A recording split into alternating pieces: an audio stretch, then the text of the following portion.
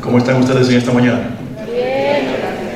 Quisiera saber, siempre hago esta pregunta cuando es la primera sesión de Escuela para Padres. ¿Quiénes de ustedes están por primera vez en una sesión como esta? Son padres de matrícula nueva. Me encantaría ver un buen grupo. Bienvenidos, bienvenidos. Y ya recurrentes que han venido otras veces, que hemos compartido antes y nos identificamos también, un muy buen grupo. Por favor, ¿por qué no se regalan un aplauso a ustedes en esta mañana? Son las personas más importantes en esta auditorio y definitivamente son los que merecen el aplauso. Para quienes no me conocen, bueno, mi acento me identifica, me delata y les dice que no soy de México. Soy cubano de origen, nací en la isla de Cuba, allí viví mis primeros 23 años y justo a esa edad, junto con mi esposa, salimos de Cuba hacia México, hacia la Ciudad de México. Exactamente, aquí vivimos por espacio de un año. Aquí inclusive, a un mes de haber llegado a Ciudad de México, celebramos ella y yo nuestro primer aniversario, así que le tenemos un cariño especial a la Ciudad de México y a este hermoso país y a ustedes, su gente preciosa. Luego nos fuimos a vivir al sur de la Florida. Mis suegros, mi cuñada ya vivían allí. Por los últimos 25 años hemos vivido en la ciudad de Miami. Desde ahí vengo, llegué el martes en la noche bien tarde, en la madrugada. Ayer estuve con los padres en el Colegio de Lomas y hoy estoy aquí con ustedes en el día de hoy. Un placer siempre compartir con una audiencia como esta. Y quiero decir esto, que los que me han escuchado antes saben que me gusta reiterarlo. Cuando subo a una plataforma como esta o a cualquier otra plataforma donde me den la oportunidad de hablar, tomo un micrófono en mi mano. No lo hago desde la perspectiva, la visión, la filosofía de que soy el experto y quienes me escuchan son los que no saben. No. Estamos aquí como un gran equipo donde todos vamos a aprender unos de otros, donde todos estamos compartiendo una idea en común que es la construcción de nuestros hijos. Así que estamos en esa dinámica en el día de hoy. No es un experto que les viene a hablar, es un padre de familia. Tengo 2 hijos, una hija mayor, Michelle, tiene 20 años, está en su tercer año en la universidad. Y mi hijo, el más pequeño, Isaac, va camino a cumplir sus 16 años. Al final de este año ya es más alto que yo, se mide todos los días conmigo, mide casi 6 pies de estatura, juega al baloncesto y definitivamente son el orgullo de nosotros como padres. Precisamente en esta temporada estamos viviendo una situación complicada con nuestro hijo más pequeño, de esas situaciones que surgen en la vida inesperadamente, porque como les dije, él es deportista hace muchos años, desde pequeño practica deportes, juega al baloncesto, pertenece a equipos y bueno, de momento comenzó a quejarse de un dolor en su rodilla. Aparentaba ser una lesión producto del deporte que practica, de todas las dinámicas de este deporte que es bastante complicado, y lo llevamos a su doctor, le pidieron hacer unas pruebas, pero cuando estaba en la consulta del doctor también identificaron que su presión arterial estaba muy alta, así que le hicieron un seguimiento por algunos días, se dieron cuenta de que esto continuaba y lo remitieron a un cardiólogo. Así que por un lado estaban estudiando su pierna, su rodilla que estaba lesionada, por otro lado fuimos a hacerle las pruebas con el cardiólogo y ambas pruebas regresaron a nuestra casa y nos fueron noticias muy bonitas. Nuestro hijo tiene un pequeño tumor en su rodilla, hasta el momento no es maligno, pero tienen que darle seguimiento, pero también la válvula aórtica tiene un defecto de nacimiento y por lo tanto tiene una insuficiencia aórtica que hay que darle un seguimiento. En este momento un deportista de 15, 16 años está simplemente paralizado en ese sentido, frustrado obviamente porque sus sueños en todas esas áreas no están haciéndose realidad. Así que nos identificamos, porque puede ser que ustedes como padres todos los días estén enfrentando temores y realidades, a veces con relación a nuestros hijos, y bueno, eso nos identifica. Así que les hablo como un padre de familia que no lo tiene todo resuelto, que se preocupa, que tiene que tomar un avión y volar, dejar atrás su historia familiar, su realidad, pero reconociendo, y no dije esto anteriormente, pero lo digo ahora, soy un hombre de fe, soy un pastor de una comunidad cristiana en la ciudad de Miami, y por encima de todas las cosas, todos los días aprendo en lo personal, por supuesto, y esto no es algo que comparto para imponerlo, sino como un testimonio personal. Todos los días aprendo que lo mejor que puedo hacer es confiarle mi vida a Dios, porque hay cosas que humanamente yo no puedo resolver. Así que desde esa realidad humana, desde la fragilidad, desde las muchas preguntas que nos hacemos como padres, las pocas respuestas que a veces tenemos, desde ese lugar vengo a hablarles y a platicar con ustedes. Hace unos meses atrás tuve la oportunidad de publicar este libro. Lamentablemente es la única copia física con la que cuento en el día de hoy, y sería injusto regalársela a alguno de ustedes y dejar al resto sin ninguna, y de hecho ya está comprometida.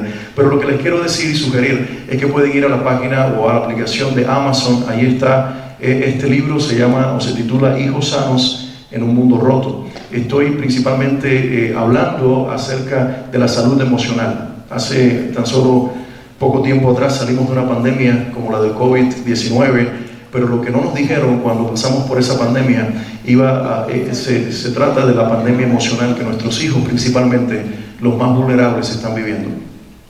Yo no creo que fue el resultado de la pandemia este daño emocional, pero sí creo que fue el detonante o el gatillo que hizo que nos diéramos cuenta de que muchos de los que tenemos en casa, adolescentes, jóvenes y niños, de alguna manera estaban fracturados y estaban experimentando situaciones internas que no nos habían confesado y que todas salieron a la luz cuando llegó la convivencia del encierro durante la pandemia y luego las secuelas que han quedado. Este libro es para mí una herramienta que cada familia debe tener, para tenerla allí, como cualquier herramienta que tenemos para arreglar algo en casa o ajustarlo antes de que se dañe, donde nos da algunos consejos prácticos, muy sencillos, muy prácticos, muy fáciles de leer, pero que nos ayudan a acompañar a nuestros hijos en su salud emocional, que creo que eso es vital. Todos los días tenemos que tener presente eso. Y bien, vamos al tema de hoy, lo que nos compete, lo que vinimos a hacer. Vamos a hablar acerca de forjar líderes desde el hogar, y es algo que quisiera que cada uno de nosotros interiorizáramos. En primer lugar, quiero que hoy salga de aquí usted convencido, convencida de que nosotros en primer lugar somos líderes.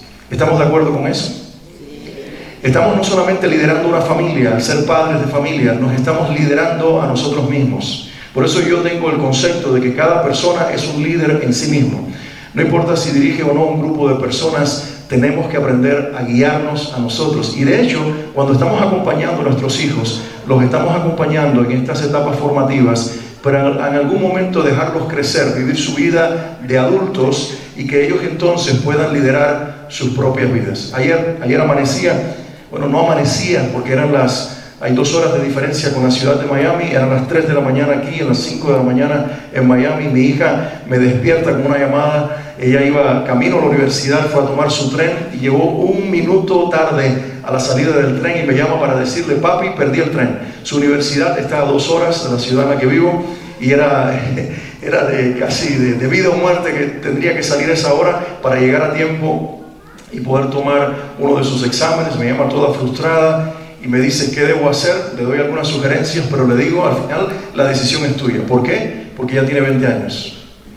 Porque la hemos acompañado, aunque todavía está en casa, es soltera, está en sus estudios universitarios, es una joven adulta, tiene 20 años.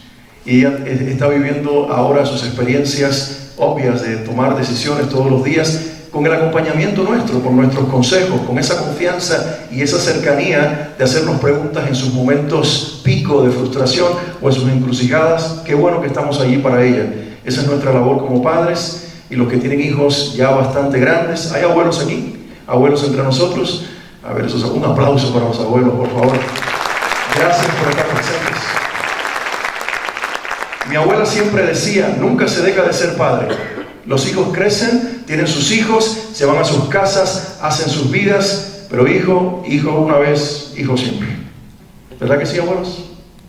Los hijos nunca dejan de ser nuestros y nosotros tenemos que tener los brazos abiertos para escucharles, para acompañarles en la vida, pero dejarlos a ellos tomar sus propias decisiones. ¿Por qué? Porque para eso los estamos educando, para que lideren su propia vida. De eso vamos a platicar. Hace algún tiempo atrás conversaba con, no lo llamaré un amigo, es un conocido, pero nos dimos cierta confianza el uno al otro para conversar temas importantes. Así que en una ocasión él me llamó. Él vive en otro país, no vive aquí en México, tampoco en Estados Unidos.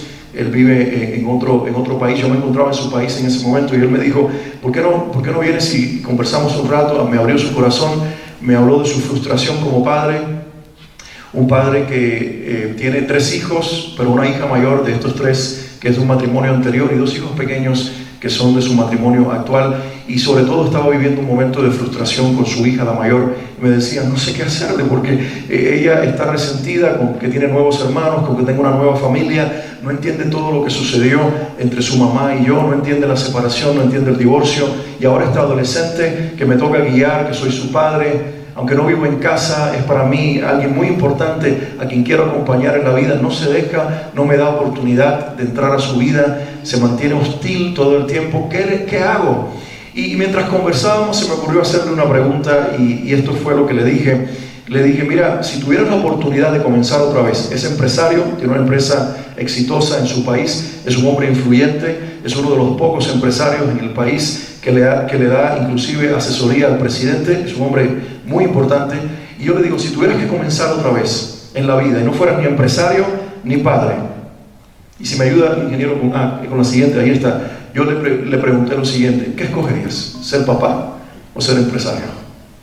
Y quizás algunos de ustedes hoy se identifiquen con esta pregunta. Si comenzáramos otra vez, si le tocara a mamá empezar otra vez, sin tener la profesión que tiene, la ocupación que tiene, sin ser la madre que es, sin tener la oportunidad de ser mamá, o usted, caballero, sin ser ese empresario, ese hombre de negocio, sin tener ese oficio, ese trabajo que realiza en la vida, y sin ser papá tampoco, si tuviera la oportunidad de comenzar otra vez y solamente le dieran la oportunidad de escoger entre uno de los dos, ¿qué decisión tomaría? Esa fue la pregunta que le hice a este hombre, y sin pensarlo 2 veces me dijo, escogería ser empresario antes que ser papá.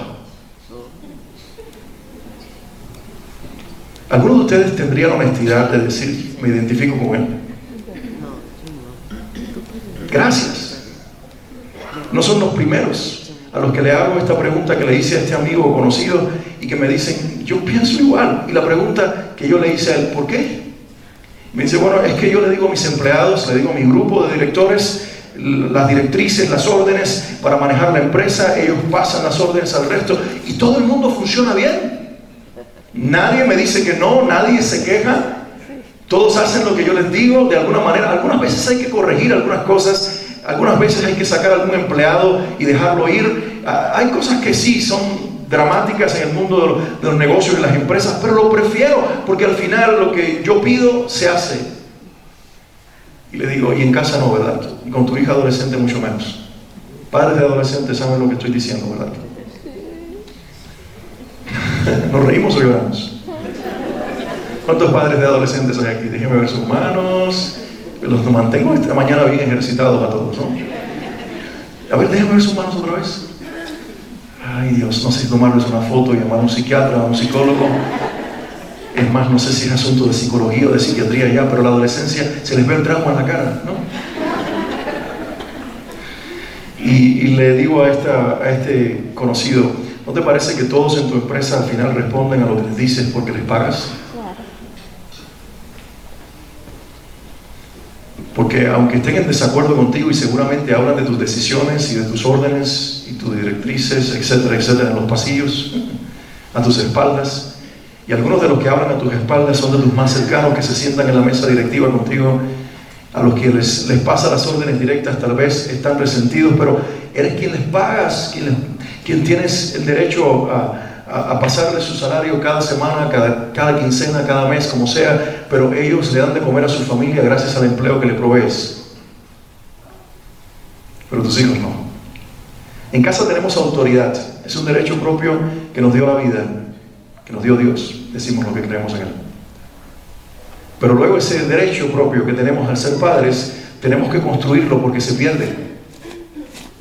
Porque los hijos siempre seguirán siendo nuestros hijos y podemos quizás al menos pensar mientras van creciendo que siempre vamos a poder imponerles nuestras decisiones o imponerles nuestras órdenes o coartar su libertad, pero no siempre va a ser así. Algún día crecerán y si están reprimidos en algún momento ellos van a responder a esa inhibición y esa reprensión que nosotros practicamos en casa, y cuando sean adultos entonces vienen las rupturas familiares, el alejamiento, o vienen quizás esos momentos de tensión donde nos dicen todo lo que guardaron durante todos los años, pero cada día nos encontramos con una generación que no espera mañana para enfrentarse a los padres, sino que tenemos niños y adolescentes en casa que están todo el tiempo enfrentando a sus padres y diciendo, ¿y por qué de esta manera? ¿Y por qué me dices que haga esto? ¿Y por qué me hablas de esa forma?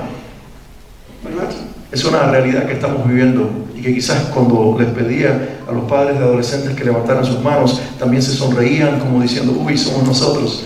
No quisiéramos identificarnos, pero ahí estamos. ¿Por qué? Porque nuestros adolescentes nos desafían todos los días. Es un reto ser padres. Pero todavía somos influyentes. Miren lo que arrojó esta encuestadora de los Estados Unidos. Barna Group dice que el 85% de los jóvenes o adolescentes, más bien, que fueron encuestados, todavía respondieron que sus padres son las personas que más influyen en sus vidas. 85%. Quiere decir que usted todavía, señor, usted todavía, señora, es la persona más influyente en la vida de sus hijos, de su adolescente. Ustedes mismos que levantaron su mano y dijeron, uy, me descubrieron. Bueno, ustedes que quizás sufren ese proceso con sus hijos, que se suben al carro y no les quieren mirar, que les preguntan cómo te fue tu día y le responden con un sonido gutural que parecen que son extraterrestres, no sé.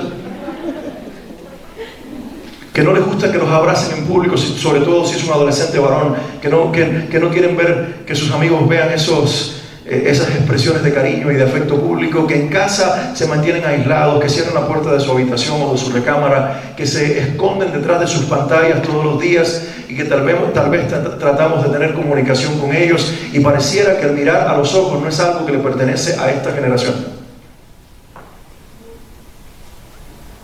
Están luchando con toda esa realidad, pero miren lo que dicen las encuestadoras, al menos esta, 85% de los adolescentes encuestados, y eso identifica al resto también, por supuesto. Dijeron, mis padres son todavía las personas que más influyen en mi vida, porque nuestros hijos, más que escuchar palabras, están escuchando lo que hacemos. La siguiente, por favor, Inge. Este estudio de Harvard dice que los hogares que practican la afirmación constante, y debo hacer énfasis en la palabra constante, cuando estamos en casa con nuestros hijos, mientras más los afirmamos todos los días, diario, no solamente una vez por semana, sino de lunes a lunes, cada semana, cada día, constantemente, que tengamos la oportunidad de interactuar, de tenerlos cerca nuestro, cuando regresan del colegio, antes de irse al colegio, en la noche antes de ir a dormir, tener momentos de afirmación personal. Bueno, esto genera que tengamos niños, adolescentes y jóvenes que desarrollen resiliencia y seguridad personal. Y cuando estamos hablando de liderazgo, cuando estamos hablando de construir líderes, que nuestros hijos en primer lugar se aprendan a liderar a sí mismos y luego dejen marcas públicas y dejen huellas en su generación. Estamos hablando de personas que tienen que ser resilientes frente a la vida, y eso es un desafío, porque ¿cómo se le llama a la generación de los más jóvenes en el día de hoy? ¿La generación? Exacto, todos conocemos ya el título con que se le ha imprimido, se le ha quizás categorizado a esta generación, la generación de cristal. ¿Qué tal si revertimos eso? ¿Qué tal si nuestra tarea con estos más jóvenes que todavía no han llegado a la etapa laboral, que no están saliendo de la universidad, los que tenemos en casa todavía, nuestros niños, adolescentes, logramos revertir, y la próxima generación a la que ellos pertenecen ya no sería parte de una generación de cristal, sino que volvamos a una generación de gente sólida, resiliente, que no se rompe a la primera? De hecho, la palabra resiliencia viene de la metalúrgica y tiene que ver con lo que sucede con los metales cuando se exponen a temperaturas y procesos que aparentemente los destruirían, pero sin embargo no pierden su estructura principal, se pueden transformar pero no destruir. Y de ahí se obtiene este término que se volvió parte de la psicología y de nuestro vocabulario moderno: ser resiliente, replantearnos frente a la vida, replantearnos frente a las caídas, las luchas, las frustraciones y las situaciones que no podemos cambiar, y queremos tener hijos así, ¿cierto? Pero ¿qué dice el encuestador anterior? Que ellos nos están viendo a nosotros, que somos la persona más influyente. Entonces comienza este ejercicio de formar líderes con ser nosotros los que ejerzamos un liderazgo verdaderamente que influye en nuestros hijos. Les contaba la historia de mi hijo, porque ahora nuestra tarea de mi esposa y mía, mientras sufrimos el proceso de tener un hijo que no solamente está quebrantado físicamente, sino que también está experimentando lo que es la frustración, ser detenido en la vida, tener incertidumbre, ¿cómo nosotros enfrentamos el proceso? ¿Cómo le dejamos ver que la vida continúa? Que no nos paralizamos, que enfrentamos la vida como sucede. Y me ayudó en gran manera para procesar este momento y trabajarlo de una manera más sana, vivirlo en carne propia cuando yo era el adolescente, cuando mi hermana era la adolescente. Y nuestros padres tuvieron que enfrentar situaciones muy similares con nuestra salud quebrantada. Les cuento, para no tomarles mucho tiempo, de una manera rápida, que entre los 14 a los 16 años mi vida estuvo al punto de perderse en 3 ocasiones.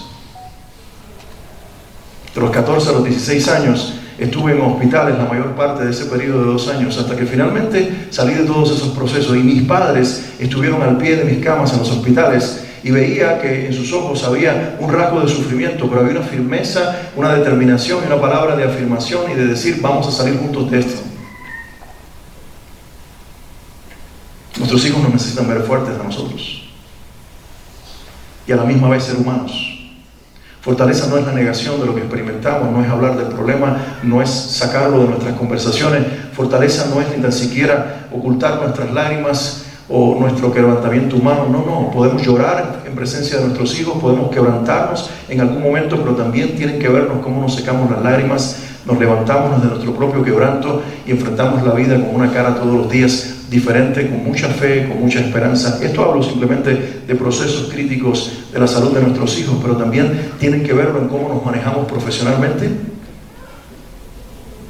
Tienen que ver cómo hablamos de los temas de la oficina, de la empresa, de la casa, del trabajo, de todo lo que estamos manejando todos los días, pero cómo podemos nosotros enfrentar toda esta realidad y todavía seguir siendo personas asequibles, que sabemos reír, que sabemos disfrutar el momento, que podamos llegar a casa y quitarnos el traje del empresario si lo es, del empleado, del hombre de oficio, de la tarea que hace y de los problemas que dejó atrás en el lugar donde labora todos los días y volver a ser el padre de familia que pueda mirar a los hijos, que comparte el momento, que vean la tele juntos, que coman juntos y que dialoguen todo el tiempo. Y en esos procesos, afirmarlos. La afirmación no es mentirle a nuestros hijos. No es decirles lo que no son. La afirmación primero tiene que ver con descubrir quiénes son. Con saber quiénes son nuestros hijos y dejárselos saber.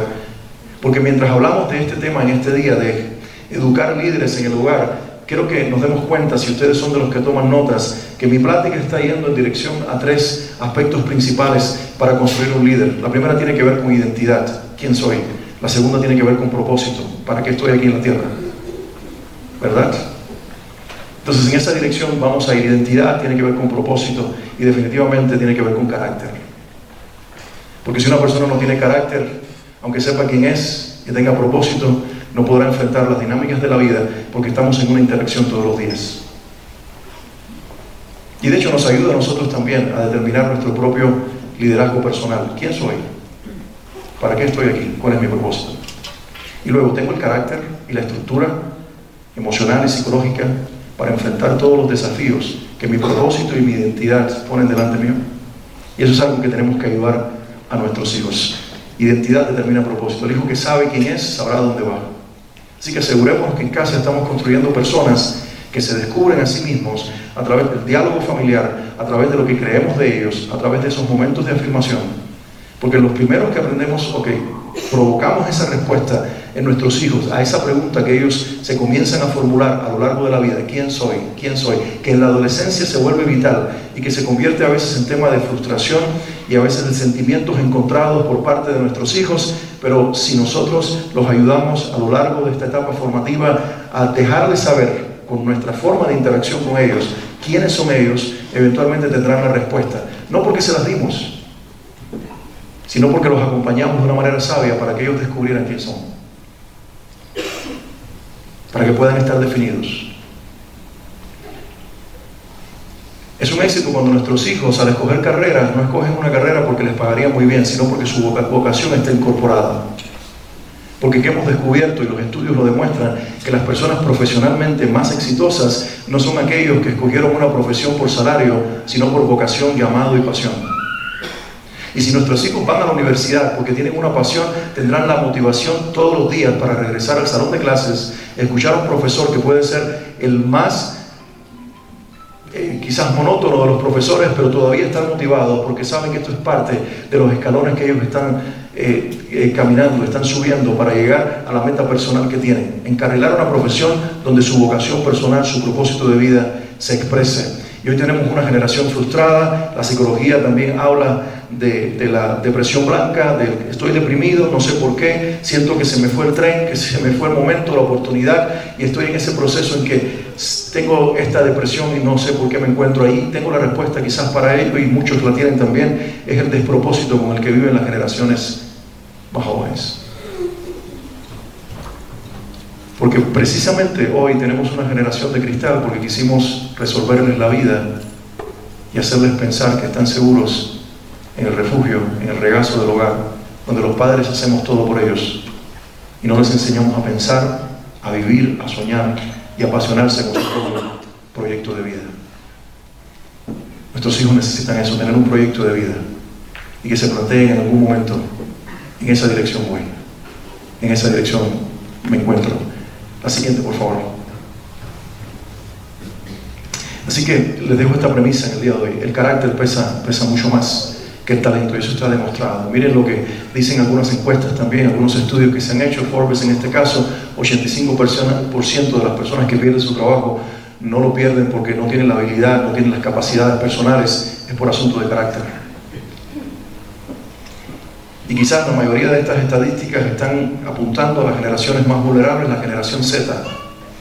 En este momento la generación Z tiene un problema laboral impresionante. Muchos de ellos no se encuentran en el mundo laboral, no se encuentran en el mundo en el que nos encontramos viviendo y compartiendo todo. ¿Saben por qué? No es porque no tengan el talento, no es porque no tengan la habilidad. De hecho, son la generación más informada, que conocen mucho más de tecnología, de inteligencia artificial, de software, de información.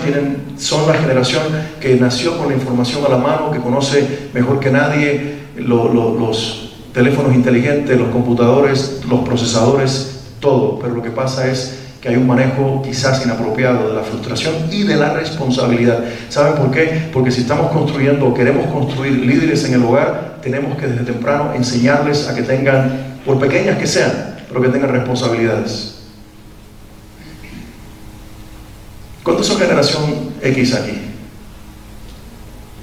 Algunos como lo que nos cuesta identificarnos que somos de esa generación, ¿no? Sí, ahí estamos, ¿verdad?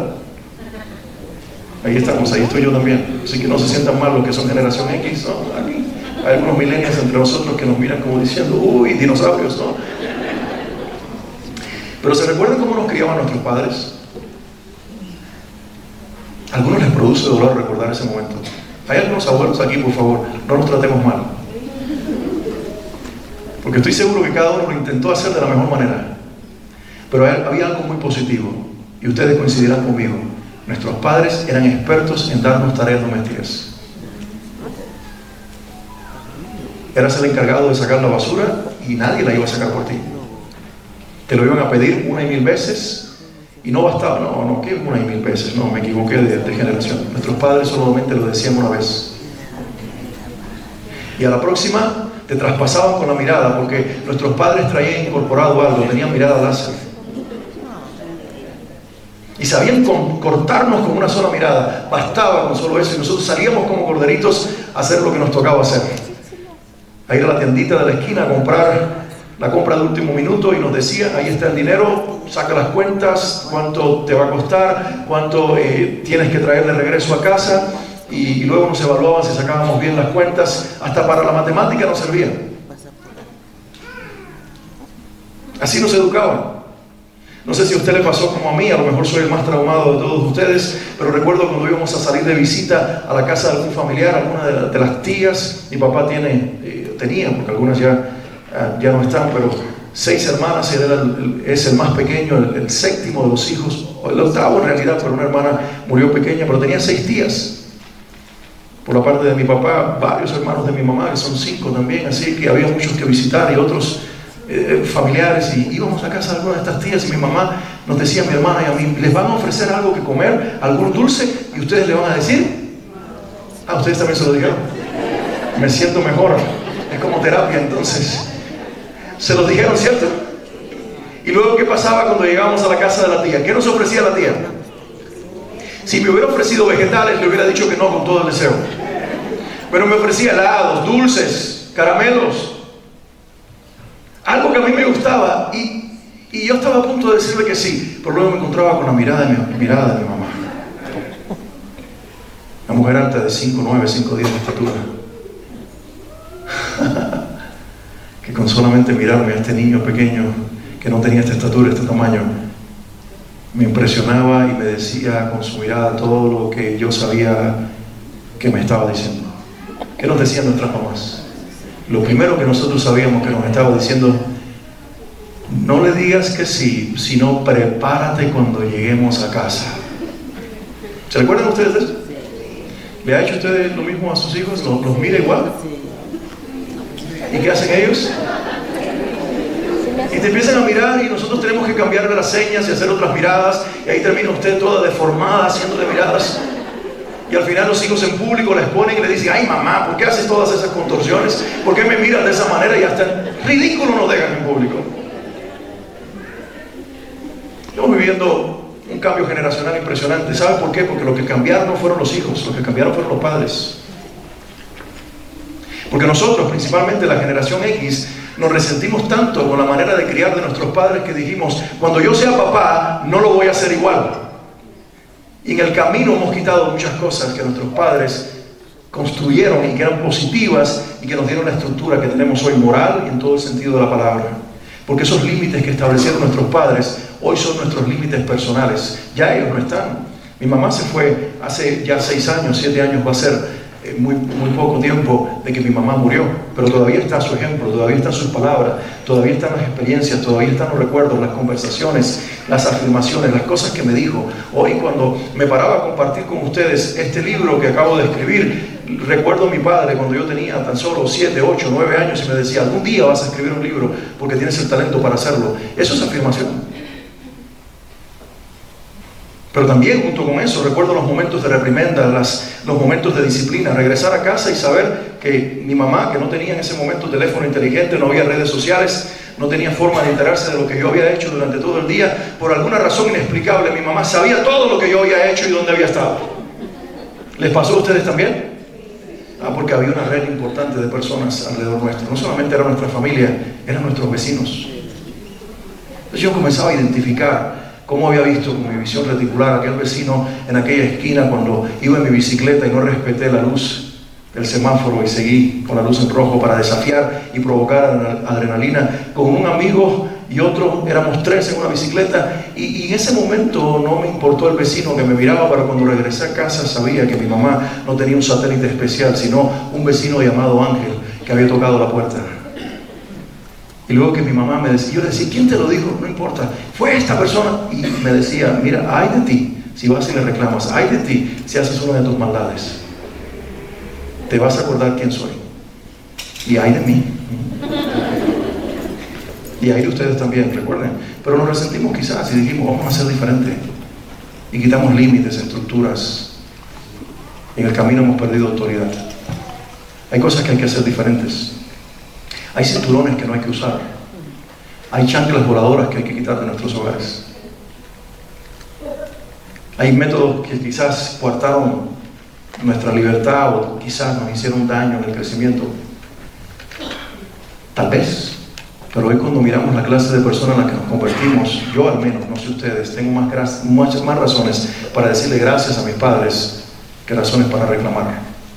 Y cuando encuentro sus defectos, en realidad digo: es que no tenían un manual, es que nadie les dijo cómo ser padres, como tampoco me lo dijeron a mí. Porque ahora, después de 20 años de ser padre, me he convencido y le doy toda la razón a mis padres y los comprendo todos los días. Me doy cuenta por qué hicieron lo que hicieron. Entonces estamos construyendo vida, estamos construyendo familias y tenemos que revertir esto.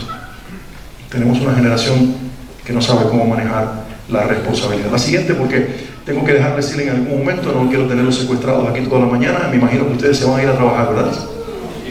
No los veo muy animados. ¿Qué pasó? ¿El feriado? Bueno, entonces no se vayan a trabajar, quédense aquí al cafecito. Yo tengo que irme a tomar un avión para regresar a mi casa, pero les animo a que se vayan a trabajar, por favor, porque es algo que nos toca hacer y que debemos disfrutar. Así que, ¿cuándo se van a ir a trabajar? Excelente, pero con más ánimo, ¿eh?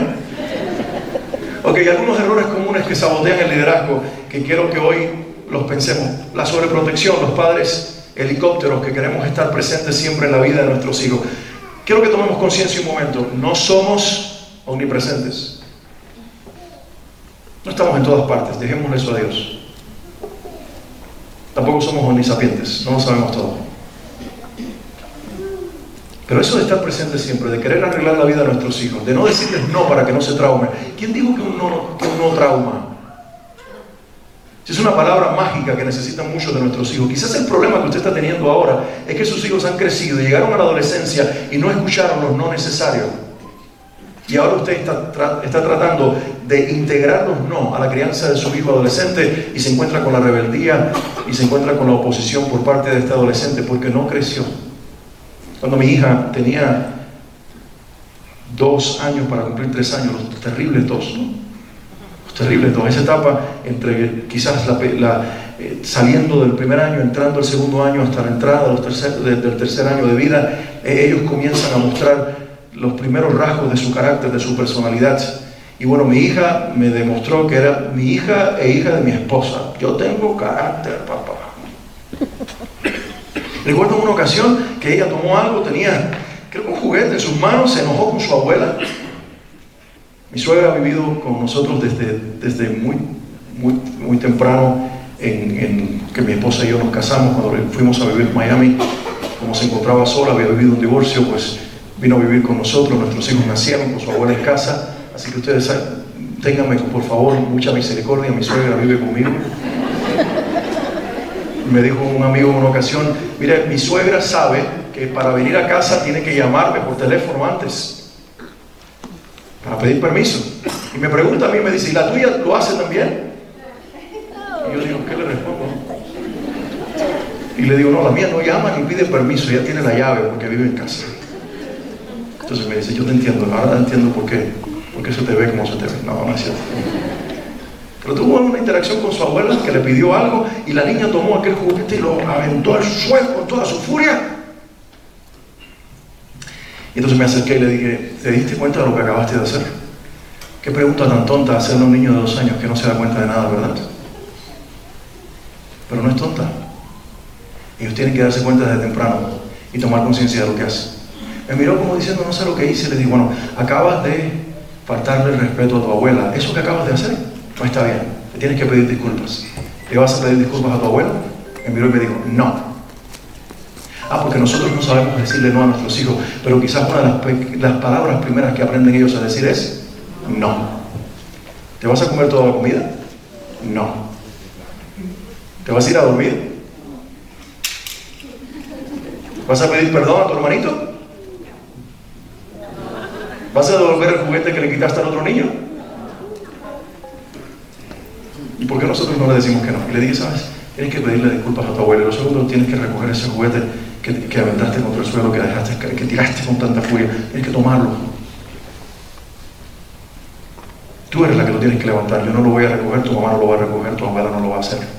Nadie lo va a hacer, vas a hacer tú. ¿Saben cuánto tiempo estuve en esa situación? 1 hora y media. Todavía se recuerda. Pero recuerdo que a partir de ese momento, cuando ella iba a aventar algo, yo la miraba y le decía: recuerda, si lo avientas, lo tienes que levantar. Si lo haces con enojo hacia una persona, vas a tener que pedir disculpas. ¿Lo vas a hacer? Y me miraba y decía: no. Pero ahora el no se convirtió en un no positivo. Y nos ayudó muchísimo cuando llegó a la adolescencia a no tener una adolescencia de crisis, sino de diálogo, de persuasión, de sentarnos. No tener que imponer nada, sino sentarnos a conversar, escuchar sus puntos de vista, escuchar sus discrepancias con nosotros y poder persuadirla. Porque ella se dio cuenta, y no solamente fue mi postura, fuera de su mamá también, que sus padres no iban a ceder. Y se lo dejaba saber con una razón muy obvia. ¿Y sabes por qué hago lo que hago? Porque te amo con toda mi vida y no quiero que esa persona que tienes dentro se desvirtúe, se pierda, deje de ser. Y por eso estoy comprometido en disciplinarte, en enseñarte, en mostrarte valores, en enseñarte cómo hacerlo. El otro error que cometemos es solamente educar para el éxito académico y se nos olvida enseñar resiliencia emocional, que nuestros hijos, a veces hasta inclusive nos hemos visto tentados a comprarle a nuestros hijos los logros y no lo vemos así. Regalos a los maestros, comportamientos que tratamos con ellos de comprar algo para que nuestros hijos sean premiados por encima de los hijos de los demás. Y no nos damos cuenta que nuestros hijos tienen que ganarse sus propios méritos, obtener calificaciones. Y si te trae a casa una calificación baja, pero a base de esfuerzo y de sacrificio, celébralo como un 10. Porque ¿de qué vale tanto logro académico si al final del día no fue un logro? Fue algo que nosotros les terminamos comprando o facilitando. Y la incoherencia, el decir a nuestros hijos que hagan algo y no hacerlo nosotros.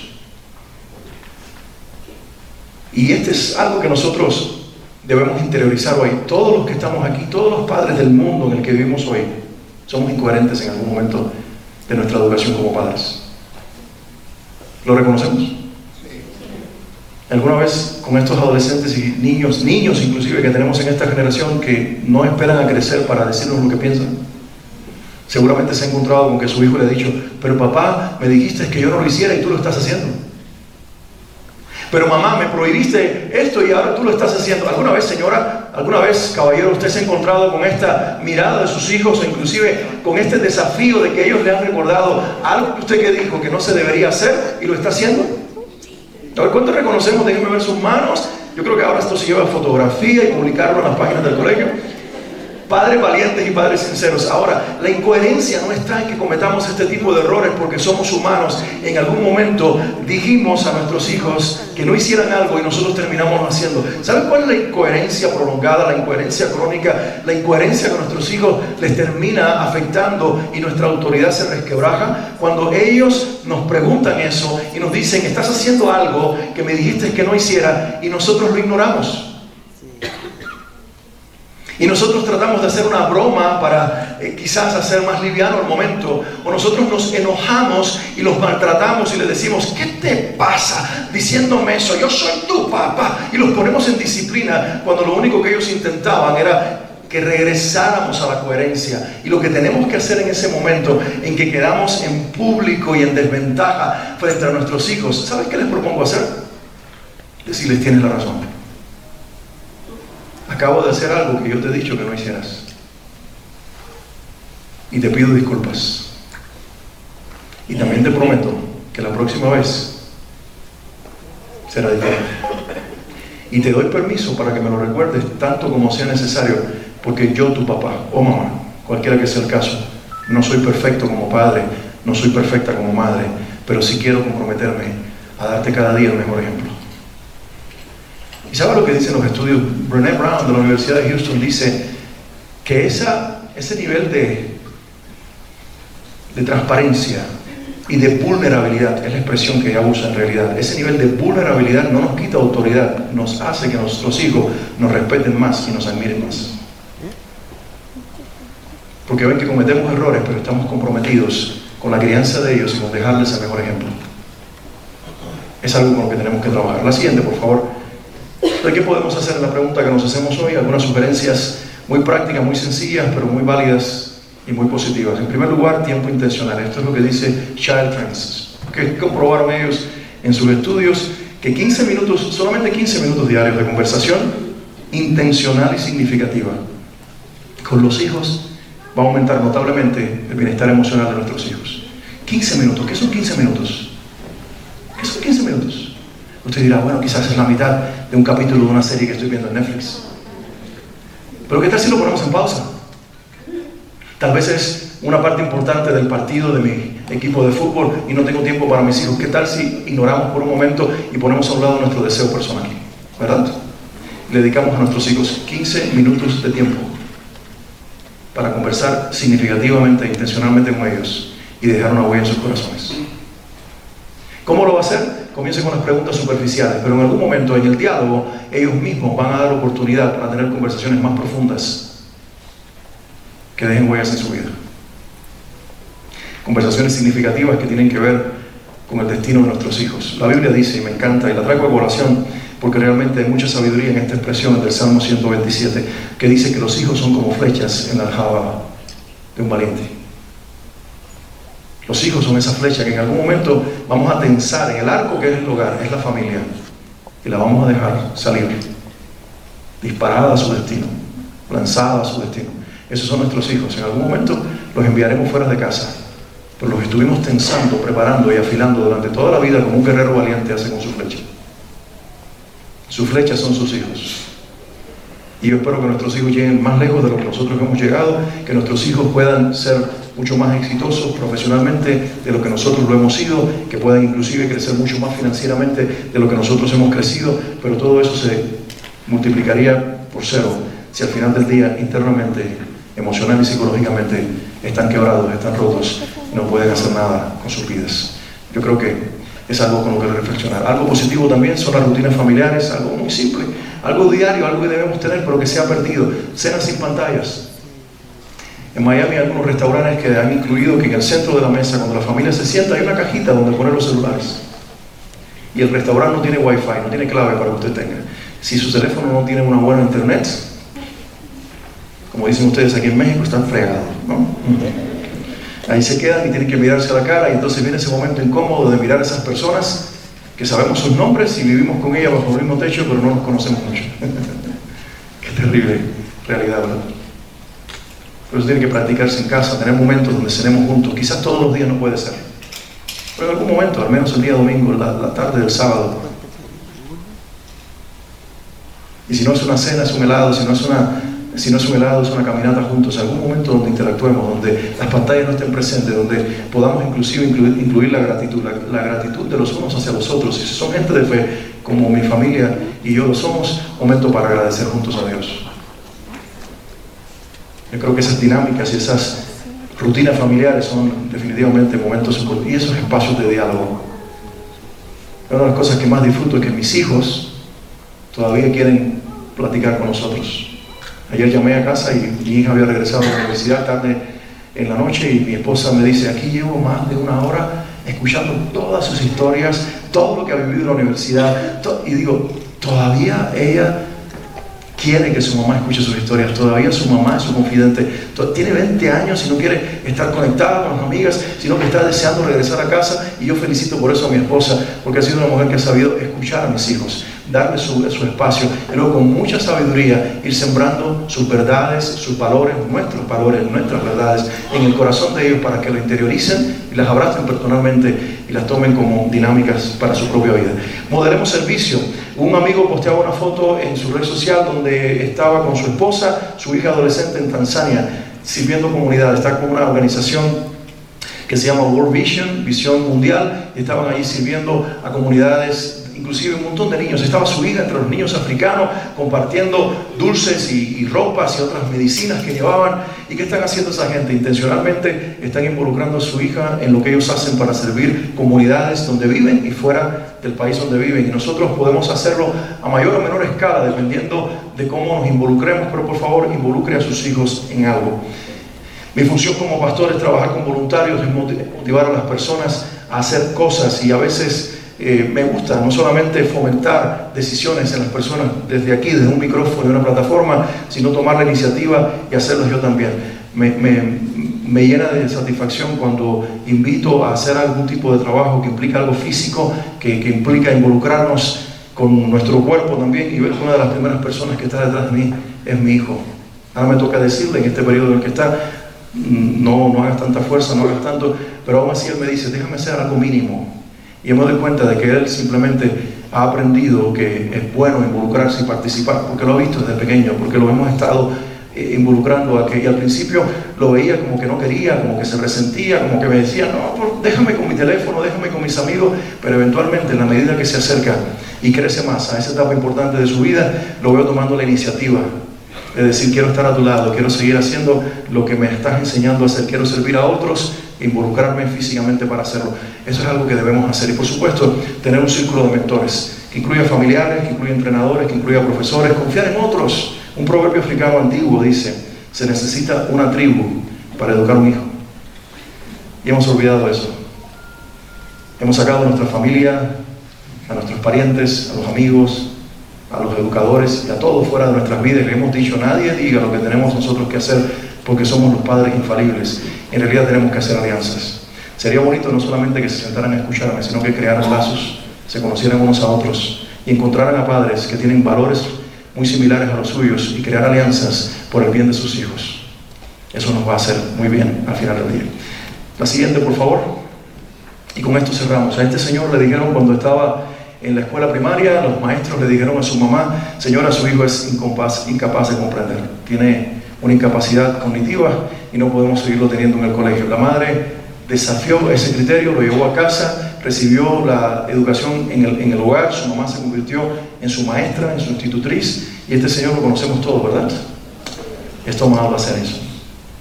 Gracias a él, el filamento de la bombilla, y hoy mucho de lo que tenemos con todo lo que tiene que ver con la luz eléctrica, se lo debemos a este hombre que se convirtió en un genio en su generación, del cual todavía nosotros tenemos mucho legado. ¿Por qué? Por una madre que pudo ver en su hijo lo que otros no veían. En aquel tiempo no se sabía de que había otras formas de aprendizaje, que algunos son auditivos, otros son visuales, otros son kinéticos. Hoy la pedagogía lo conoce, la de aquel tiempo no lo conocía, pero la mamá supo que su hijo no aprendía igual a todos, pero podía aprender y podría ser muy brillante. Y eso nos dice de que son padres de una madre que se comprometió en crear un líder, y su hijo dejó una huella en su generación y todavía en la nuestra. ¿Qué tal si pensamos que el próximo presidente de México está en alguno de los hogares de ustedes? ¿O la presidenta? ¿La próxima? ¿O el concejal, o el gobernador, o el alcalde de su ciudad, o el empresario, o el escritor, o quizás el catedrático que mueva las mentes de los próximos universitarios? ¿Qué tal si pensamos que su hija va a ser una ingeniera que logre logros increíbles en su profesión, o tal vez un científico, una científica que deje huellas en la historia? Pero todo tiene que comenzar, no solamente con el talento, con pagarles los mejores colegios, con darles la mejor oportunidad de información y también de preparación académica, sino de construirlos desde adentro hacia afuera, construir su alma, construir su mente, construir su ser, y cuando ellos estén completos, íntegros, estén sanos, también todo el talento y la información combinada que tienen podrá entonces expresarse de la mejor manera y dejar una huella en su generación. Recuerde, cuando estamos educando un hijo sano y creando un líder en el hogar, no solamente estamos creando un líder familiar próximo o en la próxima generación, estamos creando un líder de una nación, alguien que provocará el cambio. Si queremos un mejor México y mejores naciones, tenemos que comenzar en casa. Eso no comienza en los colegios y no comienza en las salas de las universidades, eso comienza en el hogar, que es la primera escuela de liderazgo. Gracias por su tiempo, gracias por llegar esta mañana, gracias por tomarse el tiempo. Los dejo ir, por favor, váyanse a trabajar. Ha sido un gusto compartir con ustedes. Que Dios los bendiga.